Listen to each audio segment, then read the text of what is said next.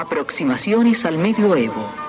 Curso de Historia por el Dr. Gonzalo Soto Posada.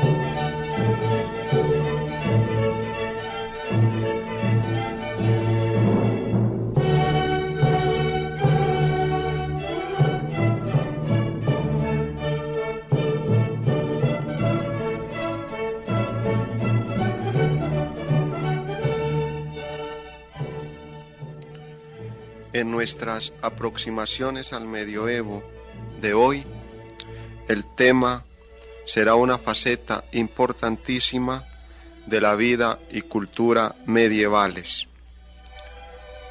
Esta faceta es la educación.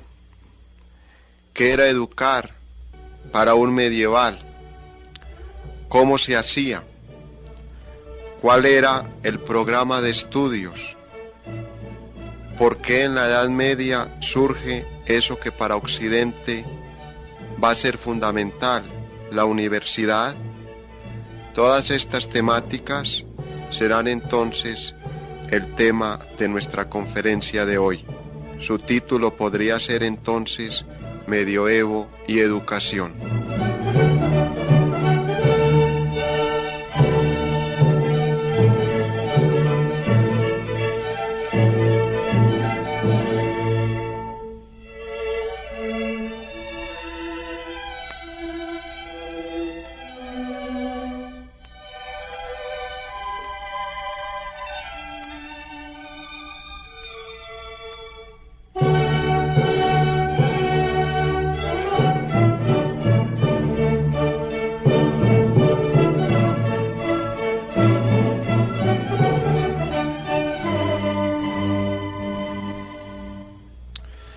Dando por supuesto el horizonte de perspectiva en que se ubica un medieval, el ens creatum, ente creado, y sus implicaciones teocéntricas de que tantas veces hemos hablado, así como el hecho mismo del surgimiento de la universidad en el siglo XIII, a partir de las llamadas escuelas monacales y escuelas catedralicias, que en el llamado Renacimiento carolingio fueron creadas en cada monasterio y catedral, nos proponemos ubicar el qué y el porqué de la educación medievalmente entendida.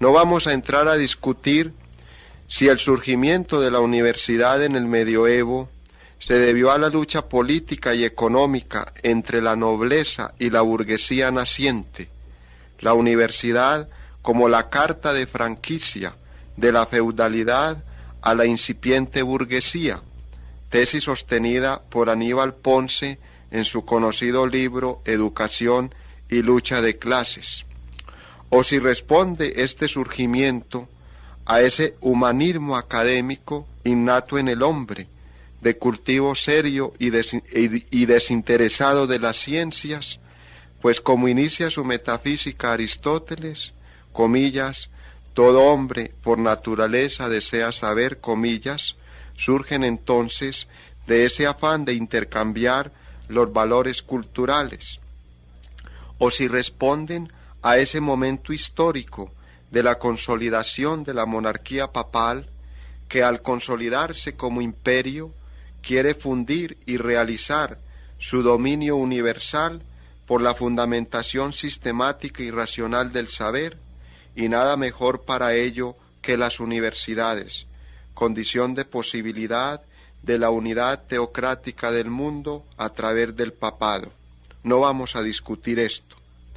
Lo que vamos a plantear es la educación en términos generales en el medioevo, y allí ubicaremos la universidad. Para ello, Partamos de una observación. El término mismo escolástica etimológicamente nos remite a escola, escuela, y scholasticus es el alumno y profesor de las escuelas catedralicias y de las universidades medievales. Y como sabemos, lo hemos explicado en programas anteriores, la escolástica, al lado del gótico y de las universidades, es una de las grandes creaciones medievales. ¿Qué es la escolástica en definitiva? En íntima conexión con lo anotado en la explicación etimológica anterior, no es otra cosa que la filosofía y la teología, tal como se enseñaba escola en las escuelas medievales. Así, es todo un sistema educativo orgánico que como sistema incluye, y lo trataremos de ver, toda una serie de elementos, programas, textos, metodología, títulos, evaluaciones y por consiguiente currículum. Pero todo ello hay que enmarcarlo en unos fundamentos teóricos, lo que podríamos llamar espíritu de la escolástica, sus notas y características, la autoritas, autoridad, y la ratio, razón.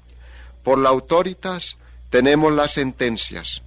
Hay que partir de una serie de dichos, Sagrada Escritura, padres de la Iglesia, concilios, filósofos. Es el Magister Dixit, el maestro lo dijo y remite a la tradición. Pero sobre ellos hay que discutir, precisar su sentido, conciliarlos si son contradictorios. Es la tarea de la ratio, de la razón, de su esfuerzo conceptual por desentrañar analíticamente la tradición, las doctrinas recibidas. Esfuerzo que se caracteriza por notas peculiares y muy medievales. Es dialéctico, a base de silogismos, exactitud lógica. Objetivo en cuanto el autor desaparece tras su obra. Nada de poesía, ni de sentimientos, ni de aptitud vital, algo lógico e impersonal, sutil, a base de distinciones.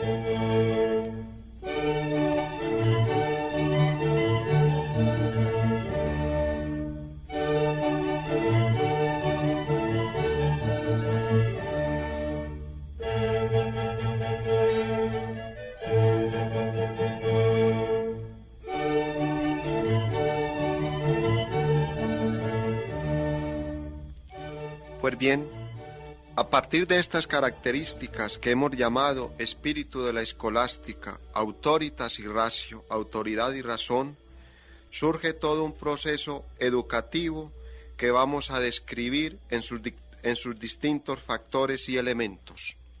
Comencemos por la metodología. No es otra que la lectio y la disputatio, literalmente lectura y disputa. La lectio es la clase de hoy. El profesor expone, el alumno interviene poco o nada, y en su exposición comenta las sentencias, el Magister Dixit, la autoritas. La disputatio es el método para ejercer la ratio o razón, el pro y el contra de una tesis. Es un diálogo entre maestros y alumnos. Podía ser ordinaria, las llamadas, con terminología medieval, cuestiones disputate, cuestiones disputadas, cada 14 días sobre un tema específico, y extraordinarias, las llamadas cuestiones quod libetalia, es decir, ad libitum, un tema libre, que se hacían 2 veces al año, por Pascua de Resurrección y por Pascua de Navidad. Las fechas de estas quod libetalia sobra advertir el porqué de ellas. La resurrección y la Navidad eran para una cultura teocéntrica los puntos de referencia fundamentales de su actividad y de su interpretación histórica del acontecer vital.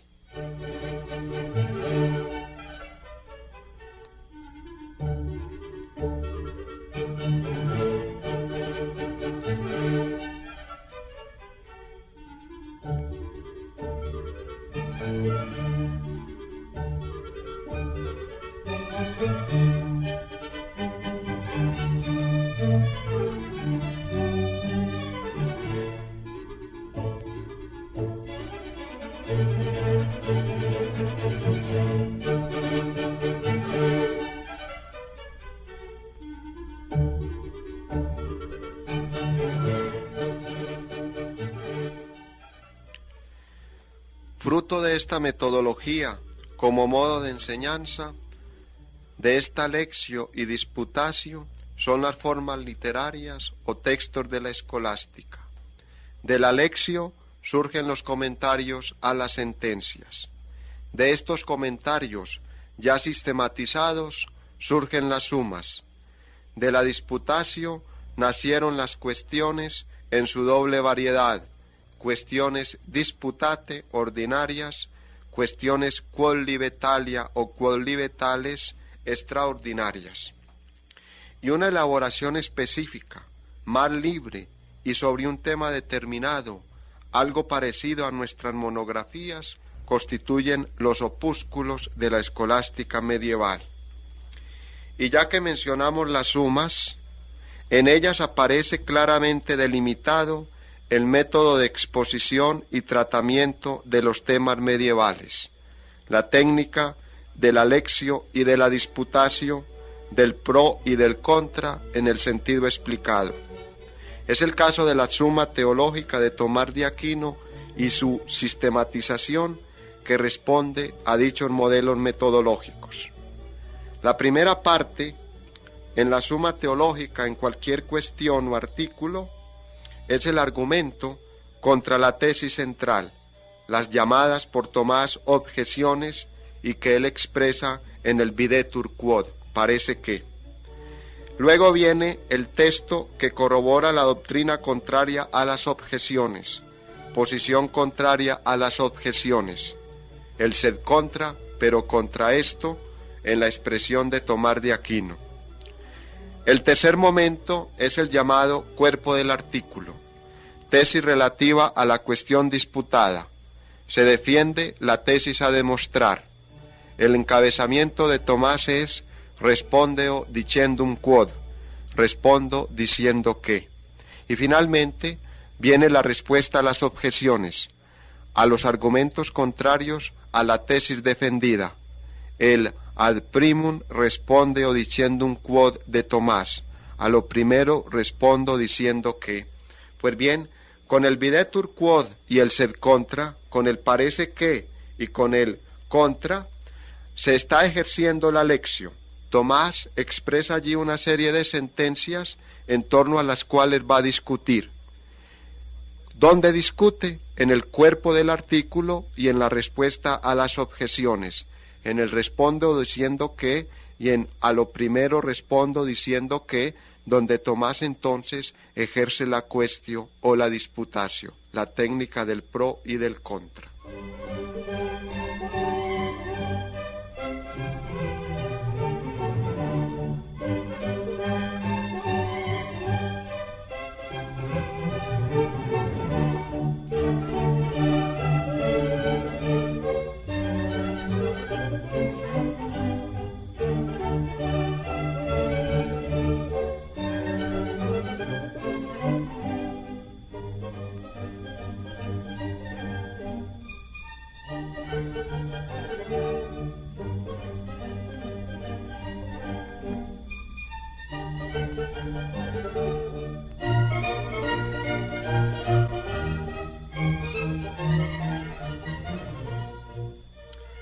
Al lado de esta metodología de enseñanza y de sus textos correspondientes, aparecen las pruebas y grados. La palabra universidad, universitas, es en el medioevo una palabra genérica. Designa un gremio, una asamblea corporativa cualquiera. Y universidad en el sentido en que la entendemos nosotros, no era otra cosa que la Universitas Magistrorum et Alumnorum, el gremio corporativo de los maestros y alumnos, hecho íntimamente relacionado precisamente con el surgimiento de las guildas y corporaciones que a partir del siglo XI se dan en la Edad Media por efectos del comercio y la industria y la naciente burguesía. De ahí la tesis de Aníbal Ponce sobre el origen de la universidad como franquicia a la burguesía que anotamos al empezar nuestra charla. Y como cualquier corporación, somete a sus miembros a una serie de pruebas y grados. Son los exámenes y títulos. Así como el artesano de cualquier oficio se inscribe en el gremio respectivo, luego trabaja como aprendiz, asciende a oficial y finalmente a maestro, en la universidad acaece lo mismo. Son las pruebas y los títulos: bachiller, licenciado, doctor. Ello revela el espíritu de la nueva clase social que surge, muy propio de la modernidad y su consiguiente forma de producción, el capitalismo. Para competir hay que estar calificado. Y sus símbolos, después de haber pasado las pruebas respectivas, no son otros que el birrete, la toga, el anillo y el libro.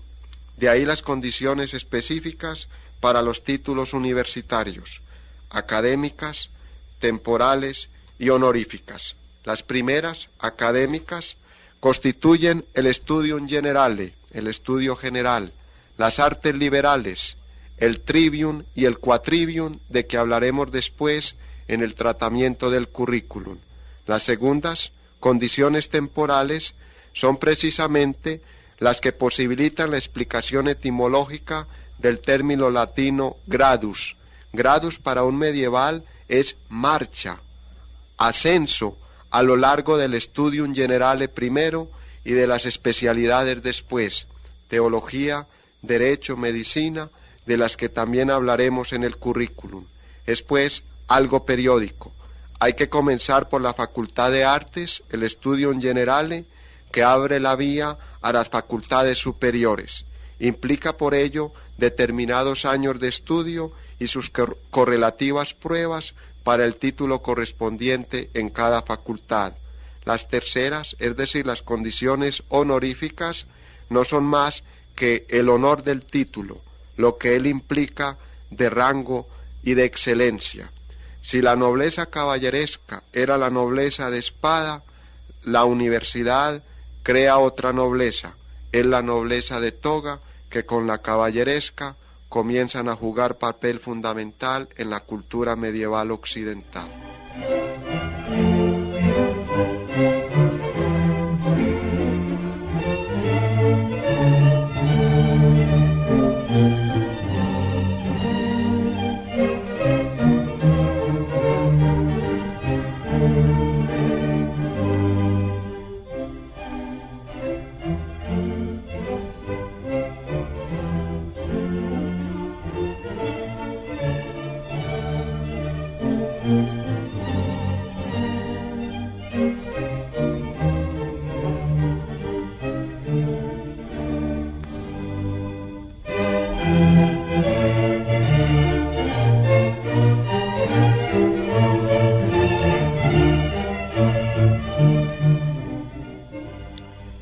En conexión con todo lo que hemos descrito hasta aquí, aparecen entonces los currícula o currículus de la cultura medieval.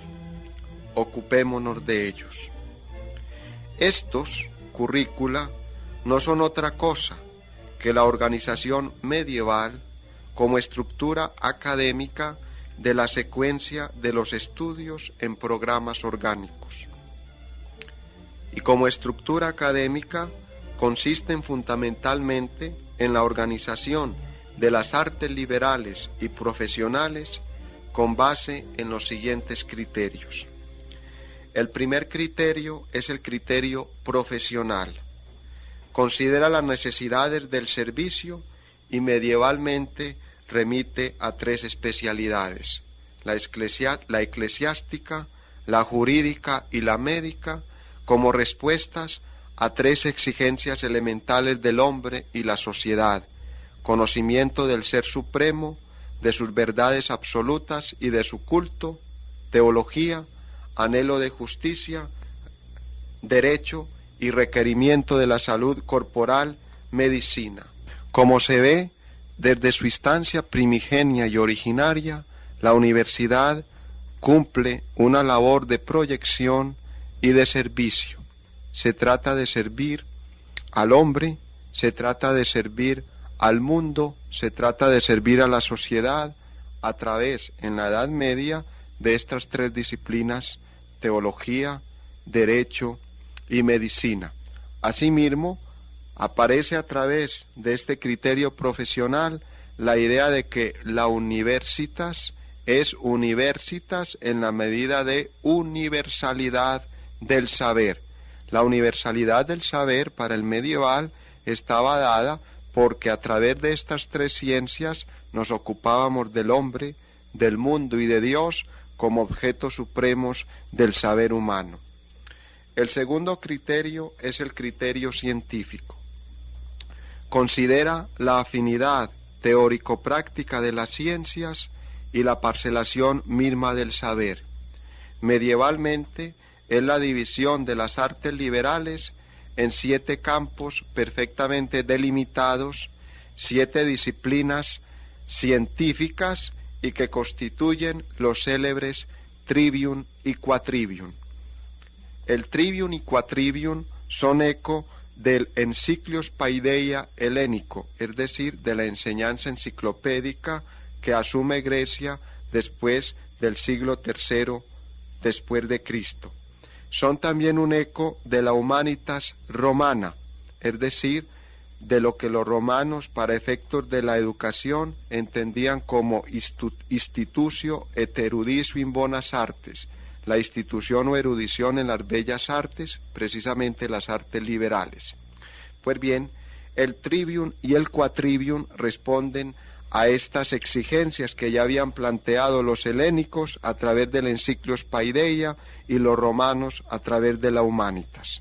El trivium remite a las llamadas artes sermonales o del hablar, y el quadrivium a las artes reales, que se relacionan con acciones transitivas. Las primeras, trivium, no son otras que la gramática, retórica y dialéctica. Las segundas, quadrivium, no son otras que aritmética, geometría, astronomía y música. Todas constituían la facultad de artes o studium generale, condición de posibilidad para el tránsito a las facultades profesionales, teología, derecho, medicina, y que como las 7 artes, tienen vínculos históricos con el pasado. La teología se vincula con el cristianismo, el derecho con la romanidad, la medicina con la ciencia griega, judía y árabe. Si trivium y quadrivium se vinculaban entonces con el Encyclios Paideia helénico y con la Humanitas romana, teología, derecho y medicina también se vinculan con el cristianismo y con la antigüedad greco-romana.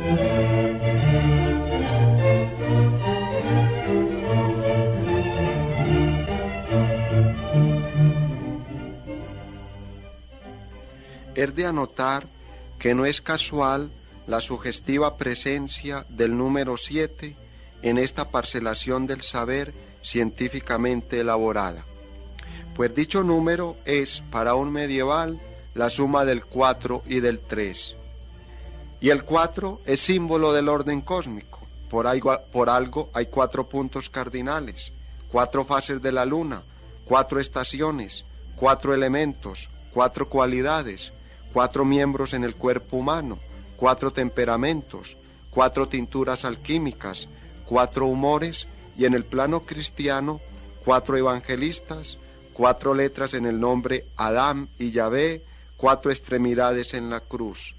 En cuanto al 3, como sabemos, es símbolo trinitario y por ello orden divino.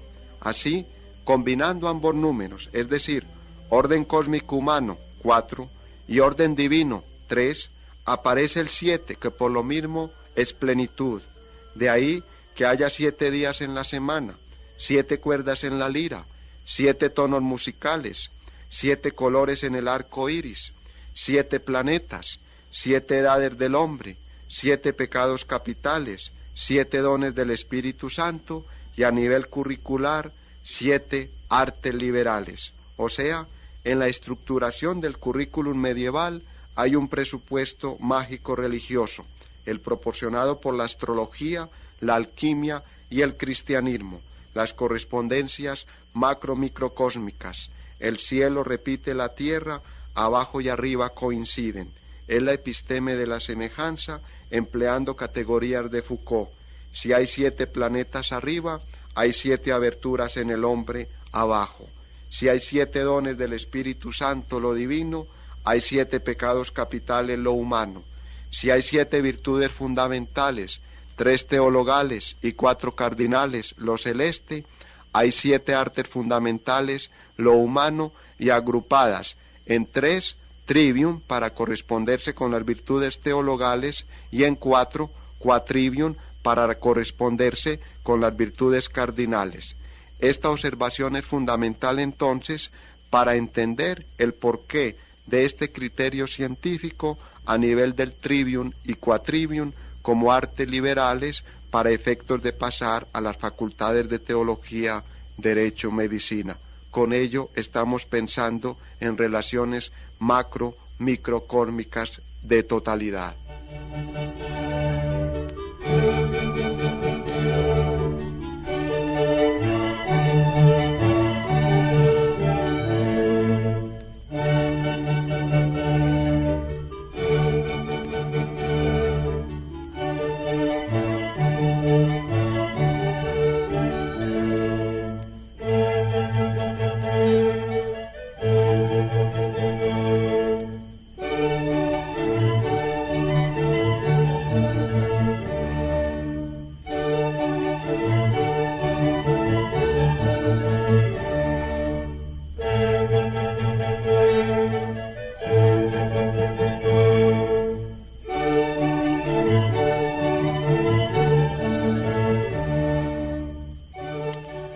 Ahora bien, para terminar, ¿por qué esta anterioridad y posterioridad de una facultad respecto a las otras?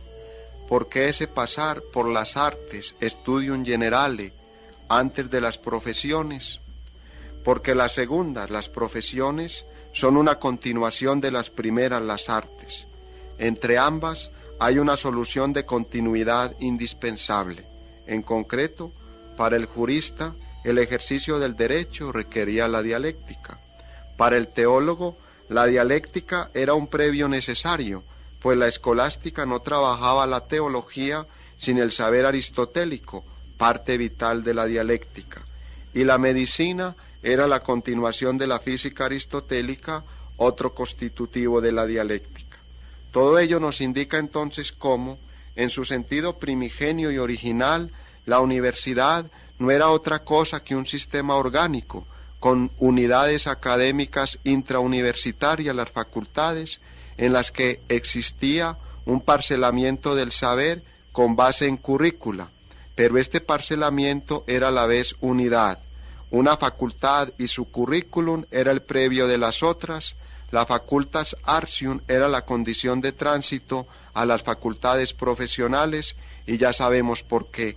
Sin las artes septem liberales, las 7 artes liberales, las profesiones no serían funcionales ni en la docencia ni en el ejercicio. Unas son prerequisito de las otras, su base y su fundamento. e incluso si no se pasaba a las facultades profesionales, los currícula del Studium Generale eran un fin en sí mismo, convergían a un saber. He aquí el gran fruto de la educación medieval y su estructura, la universidad.